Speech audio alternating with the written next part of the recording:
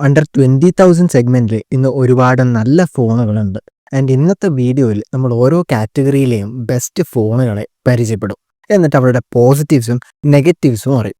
അതോടൊപ്പം വളരെ പോപ്പുലർ ആയിട്ടുള്ള ചില ഫോണുകൾ ഈ ലിസ്റ്റിൽ നിന്ന് ഒഴിവാക്കിയിട്ടുണ്ട്. അതെന്തുകൊണ്ടാണെന്നും വിശദീകരിക്കാം. So let's get started. ആദ്യം തന്നെ നമുക്ക് ബെസ്റ്റ് സോഫ്റ്റ്വെയർ എക്സ്പീരിയൻസ് തരുന്ന ഫോൺ നോക്കാം. ഈ ഒരു കാറ്റഗറിയിലേക്ക് ഞാൻ 3 ഫോണുകളെയാണ് പരിഗണിച്ചിട്ടുള്ളത്. ഒന്ന് സാംസങ്ങിൻ്റെ A35, രണ്ടാമത്തത് CMFിൻ്റെ ഫോൺ 2 Pro, മൂന്നാമത്തത് ഇൻഫിനിക്സിൻ്റെ നോട്ട് 50S. ആൻഡ് ഇതിൽ തന്നെ ബെസ്റ്റ് ഓപ്ഷനായിട്ട് ഞാൻ തിരഞ്ഞെടുത്തിരിക്കുന്നത് ഇൻഫിനിക്സിൻ്റെ നോട്ട് 50S ആണ്. ബിക്കോസ് മറ്റ് 2 ഫോണുകളിലും കാര്യമായിട്ടുള്ള ചില പോരായ്മകളുണ്ട്. സാംസങ് ഗാലക്സി A35ൻ്റെ കേസ് നോക്കുകയാണെങ്കിൽ തീർച്ചയായിട്ടും നമുക്ക് S സീരീസിൽ കാണുന്ന ആ ഒരു ഫ്ലാഗ്ഷിപ്പ് ലെവൽ സോഫ്റ്റ്വെയർ തന്നെ ഇവിടെ A സീരീസിലും കിട്ടും. പക്ഷേ ഈ A35 എന്ന് പറയുന്ന ഫോണിൽ ഒരുപാട് heating and battery drain issues ഉണ്ട്. അതുകൊണ്ട് തന്നെ ഇത് റെക്കമെൻഡ് ചെയ്യാൻ പറ്റില്ല.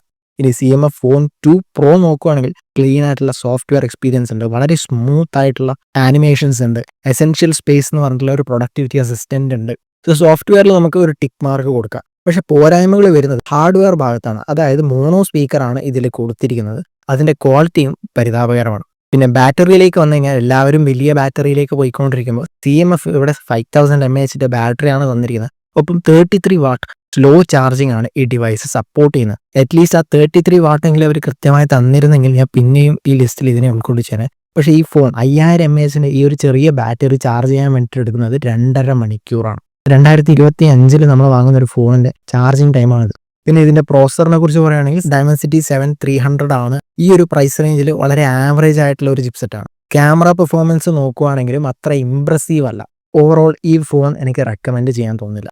അങ്ങനെയാണ് ഇൻഫിനിക്സ് നോട്ട് 50Sലേക്ക് വരുന്നത്. ഇവിടെ ക്ലീനബിൾ OS ആണ്. അതായത് ബ്ലോട്ട്വെയറുകൾ തേർഡ് പാർട്ടി ആയാലും ഫസ്റ്റ് പാർട്ടി ആയാലും നമുക്ക് ഡിലീറ്റ് ചെയ്ത് കളയാൻ പറ്റും. ഒപ്പം വളരെ സ്മൂത്ത് ആയിട്ടുള്ള എക്സ്പീരിയൻസ് ആണ്. ഇവിടെ ഒരുപാട് AI ഫീച്ചേഴ്സ് വന്നിട്ടുണ്ട്. So Infinix has really improve the software game. അതോടൊപ്പം ഇവിടെ കൊടുത്തിരിക്കുന്ന ഡിസ്പ്ലേ ഈ പ്രൈസ് റേഞ്ചിലെ ബെസ്റ്റ് ആണ്. കാരണം 10-bit ഡിസ്പ്ലേ ആണ് ഇത്. അതായത് ഒരു വൈഡ് റേഞ്ച് ഓഫ് കളേഴ്സ് ഈ ഡിസ്പ്ലേ സപ്പോർട്ട് ചെയ്യുന്നുണ്ട്. അതുകൊണ്ട് തന്നെ കളർ ആക്യുറസി വളരെ കൂടുതലാണ്. ഒപ്പം ഇവിടെ PWM ഡിമ്മിങ് വരുന്നുണ്ട്. അതുകൊണ്ട് തന്നെ ഐ സെൻസിറ്റിവിറ്റി ഉള്ളവർക്ക് ഈ ഫോൺ ലോ ബ്രൈറ്റ്നസ്സിൽ അധിക നേരം ഉപയോഗിക്കാൻ സാധിക്കും, പ്രശ്നങ്ങളൊന്നും ഇല്ലാതെ തന്നെ. ഒപ്പം ഇവിടെ LPDDR5X റാം കൊടുത്തിട്ടുണ്ട്. മിലിറ്ററി ഗ്രേഡ് ഡ്യൂറബിലിറ്റിയും ഉണ്ട്. ഇനി ഈ ഫോണിൻ്റെ പോരായ്മകളെ കുറിച്ച് പറയുകയാണെങ്കിൽ ഫേസ്റ്റ്ലി കേർവ്ഡ് ഡിസ്പ്ലേ. ഇതൊരു ആക്ച്വൽ പോരായ്മയല്ല. പക്ഷെ ചിലർക്ക് ഫ്ലാറ്റ് ഡിസ്പ്ലേ തന്നെ വേണമെന്ന് നിർബന്ധമുണ്ടാവും. അങ്ങനെയുള്ളവർക്ക് ഈ ഫോൺ സൂട്ടബിൾ ആയിരിക്കില്ല. ക്യാമറയിൽ OIS വരുന്നില്ല. അതുകൊണ്ട് തന്നെ വീഡിയോയിൽ സ്റ്റെബിലൈസേഷൻ പോരാ. അടുത്തതായി അണ്ടർ 20,000 സെഗ്മെന്റിലെ ബെസ്റ്റ് ക്യാമറ ഫോൺ നമുക്ക് നോക്കാം. ഇവിടെയും 3 ഫോണുകളെയാണ് പരിഗണിച്ചിട്ടുള്ളത്. സാംസങ് A35ഉം CMF ഫോൺ 2 Proയും നമ്മൾ നേരത്തെ ബ്ലാക്ക് ലിസ്റ്റ് ചെയ്തതാണ്. സോ ബാക്കിയുള്ളത് മോട്ടറോളയുടെ എഡ്ജ് 15 Neo ആണ്. മോട്ടറോള എഡ്ജ് 50 സീരീസിനെ കുറിച്ച് പറയുകയാണെങ്കിൽ പൊതുവെ ഒരുപാട് കംപ്ലൈൻറ്റ്സ് വന്നിട്ടുണ്ട്.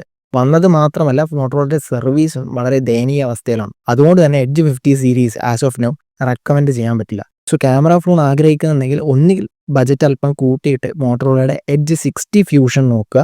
അതല്ലെങ്കിൽ പൈസ അല്പം ലാഭിച്ചിട്ട് അണ്ടർ 15,000 ബെസ്റ്റ് ക്യാമറ ഫോണായ സാംസങ്ങിൻ്റെ M35 നോക്കാം. അടുത്തതായിട്ട് നമുക്ക് ബെസ്റ്റ് പെർഫോമൻസ് ഫോൺ നോക്കാം. അണ്ടർ 20,000 ദി ബെസ്റ്റ് ഓപ്ഷൻ എന്ന് പറയുന്നത് റിയൽമിയുടെ P3 Pro ആണ്. അവിടെ സൈഡ് നോട്ട് ഇത് തന്നെയാണ് എൻ്റെ അഭിപ്രായത്തിൽ ബെസ്റ്റ് ഓൾറൗണ്ടർ ഫോൺ. എന്തുകൊണ്ടാണെന്ന് വെച്ചാൽ ഫസ്റ്റ്ലി ഇവിടെ 1.5K റെസൊല്യൂഷൻ്റെ ഡിസ്പ്ലേ വരുന്നുണ്ട്.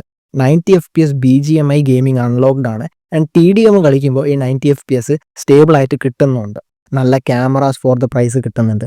6000 mAh battery, IP69 rating, 80 watt fast charging. So ഒരുപാട് മേന്മകളുള്ള ഫോണാണിത്. ഇനി ഇതിൻ്റെ പോരായ്മകളെ കുറിച്ച് പറയുകയാണെങ്കിൽ ഫേസ്റ്റ്ലി ക്വാഡ് കർവ് ഡിസ്പ്ലേ ആണ്. പക്ഷെ അധികം ടെൻഷൻ അടിക്കേണ്ട ആവശ്യമില്ല. ഈ ക്വാഡ് കർവ് എന്ന് പറയുമ്പോൾ നമ്മൾ മോട്ടറോളയുടെ ഫോൺസിൽ കാണുന്ന പോലെ അത്രയും കർവേച്ചർ വരുന്നില്ല. ഇനി രണ്ടാമത്തെ പോരായ്മ എന്ന് പറയുന്നത് ഇതിൻ്റെ സോഫ്റ്റ്വെയർ അപ്ഡേറ്റ് ആണ്. അത് റിയൽമിയുടെ മൊത്തത്തിലുള്ള ഒരു പ്രശ്നമാണ്. ബിക്കോസ് ഓരോ ആഴ്ചയിലും ഓരോ ഫോൺ ഇറക്കണമെന്ന എയിമോട് കൂടിയാണ് റിയൽമി ഇപ്പോൾ പ്രവർത്തിക്കുന്നത്. അതുകൊണ്ട് തന്നെ എല്ലാ ഫോണുകളുടെയും സോഫ്റ്റ്വെയർ അപ്ഡേറ്റ്സ് ഇവർക്ക് കൃത്യമായിട്ട് മാനേജ് ചെയ്യാൻ പറ്റുന്നില്ല.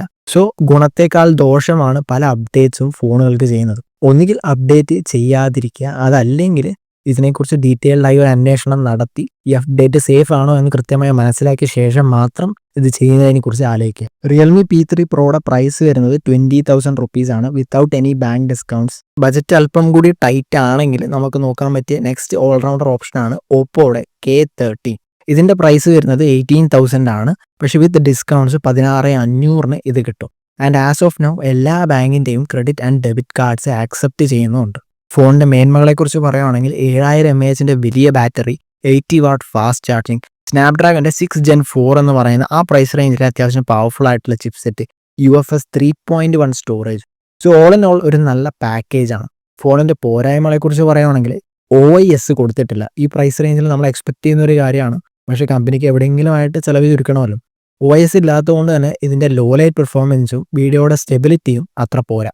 മറ്റൊരു പോരായ്മ എന്ന് പറയുന്നത് യൂട്യൂബിൽ HDR സപ്പോർട്ടില്ല.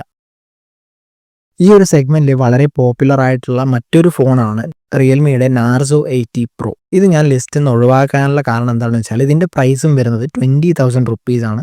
And with coupon discount ആമസോണിൽ ഇത് 19,000 കിട്ടും. ബട്ട് ഒരു 1000 രൂപ നമ്മൾ കൂടുതൽ കൊടുത്തു കഴിഞ്ഞാൽ റിയൽമിയുടെ തന്നെ P3 Pro ഉണ്ട്. Much better display, much better chipset, much better camera. പിന്നെ വെറുതെ എന്തിനാണ് ഈ ഒരു ഫോൺ വാങ്ങുന്നത്?